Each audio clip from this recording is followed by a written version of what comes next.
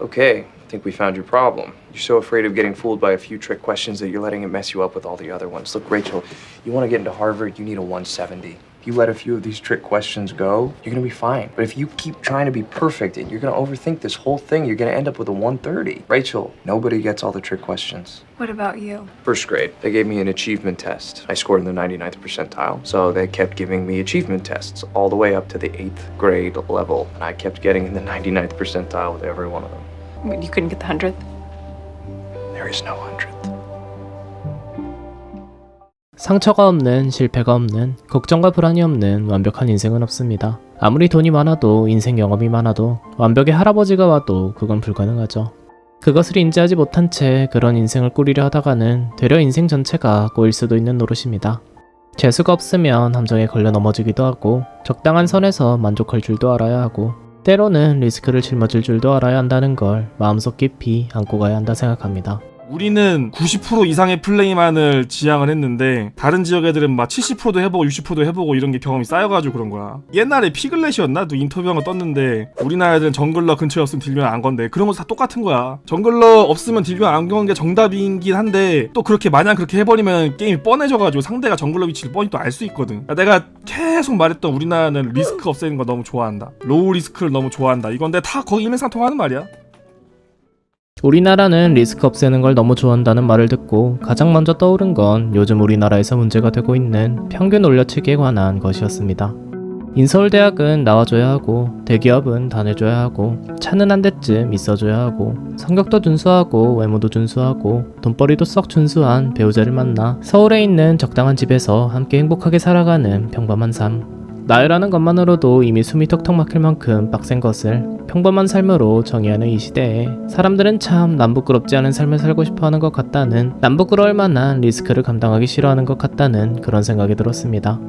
물론 그런 문화들이 있었기에 우리나라가 이처럼 빨리 믿을 수 없을 만한 고성장을 이뤄냈다고도 볼 수 있겠지만, 그리고 그런 인식이 우리가 목표를 달성하는 것에 큰 도움을 줄 수도 있을 것이다 말할 수도 있겠지만, 인생에는 그렇지 않은 순간이 훨씬 많다는 걸 지난 제 인생을 통해, 그리고 이 두 영상을 통해 다시 한번 생각해보게 되었던 것 같습니다. 지잡대 가거나 대학 안 가도 인생 안 망함, 조쏘 들어가도 인생 안 망함, 돈 없는데 결혼해도 인생 안 망함, 돈 없는데 애 낳아도 인생 안 망함, 나이 많은데 뭔가를 늦게 시작해도 인생 안 망함, 대신에 인터넷에서 남들 사는 거랑 비교하기 시작하면 내 정신은 반드시 망함. 저는 학창시절에 열심히 공부를 해서 인서울에 성공하기는 했습니다만 그 뒤로 이어진 건 원인과 끝을 알 수 없는 불안과 방황이었습니다. 이유도 알지 못한 채 언제까지 달려야 하는지도 알지 못한 채 러닝머신 위를 달리는 기분이었습니다. 내가 달리고 싶어서 달리는 것도 특별한 목적이 있어서 달리는 것도 아니었습니다. 그저 다들 그렇게 달리고 있으니까, 다들 그렇게 달리는 사람이 되고 싶어 하니까, 여기서 벗어나면 인생 조질 것만 같으니까 나도 그래야겠다고 생각했던 것 뿐이었습니다. 하지만 8년간 이어진 내적 갈등 끝에 저는 리스크를 감당해서라도 러닝머신에서 내려서기로 결정했고, 숨을 돌린 채 주변을 살필 여유를 얻게 되었습니다. 그곳에는 여전히 사람들이 있었습니다. 제가 막연히 생각했던 절망이 그곳에는 없었습니다. 되려 그곳에는 제가 그토록 찾아 헤매던 여유와 평안이 있었습니다. 남들이 부러워하진 않아도 적어도 자기 자신에게만은 떳떳한 수많은 삶이 그곳에는 살아 숨쉬고 있었습니다. 이제는 알 것 같습니다. 리스크가 없는 것만 같은 남들이 선망하는 완벽하고도 평범한 삶이 실은 가장 큰 리스크를 안고 있다는 것을. 사람 역시 높이 올라가기는 힘든 법이고, 설령 높은 곳에 오르더라도 거센 중력을 받을 수밖에 없을 테니 말이지요.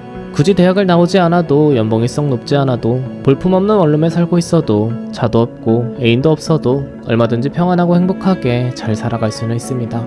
지금의 저처럼 말이지요. 조금 어려운 것 같아 보여도 남들 시선 좀 덜 신경 쓰는 게, 나란 사람을 알아가는 게, 이렇게 살다간 인생 조질 수도 있을 것 같은데 싶은 리스크를 조금은 감당하면서도 살아보는 게, 그럴 줄 아는 사람으로 살아가는 게 이 시대를 살아가는 진정한 평범러의 길이지 않을까 싶은 그런 생각이 들었습니다. 이렇게 살다가 한 5년 뒤쯤에 제가 대체 왜 그런 거냐며 후회를 할 수도 있을 노릇입니다만, 사실 5년 전쯤에도 비슷한 생각은 했었는데 지금의 저는 오히려 고마워하고 있으니까요. 5년 뒤에 저 역시 비슷하게 생각할 거라 생각합니다. 아닐 것 같다고요. 네, 아님 말고요.